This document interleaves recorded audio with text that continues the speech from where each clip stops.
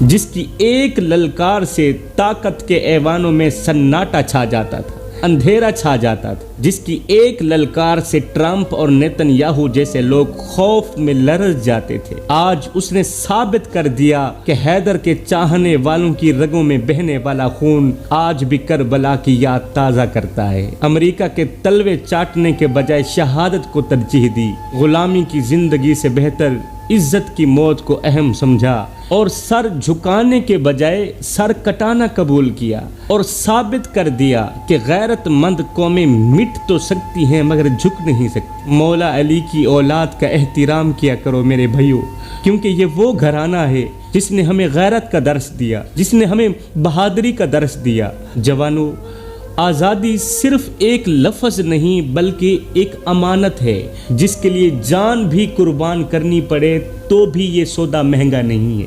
86 سال کے بزرگ پیغام دے کر گئے کہ علی کو ماننے والے موت کو تو گلے لگا سکتے ہیں مگر ذلت اور غلامی قبول نہیں کر سکتے۔ سر کٹا تو سکتے ہیں، سر جھکا نہیں سکتے۔ وہ بزرگ ہمیں بتا کر گئے کہ ہمیں مارا تو جا سکتا ہے مگر خریدا نہیں جا سکتا۔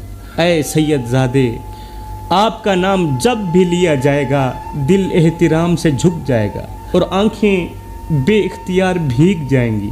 مذہبی اختلافات سے ہٹ کر امت مسلمہ آپ کی اس قربانی کو کبھی فراموش نہیں کرے گی۔ ایک سید زادہ دعا کرتا ہے کہ اللہ پاک آپ کے درجات بلند فرمائے۔ جس کی ایک للکار سے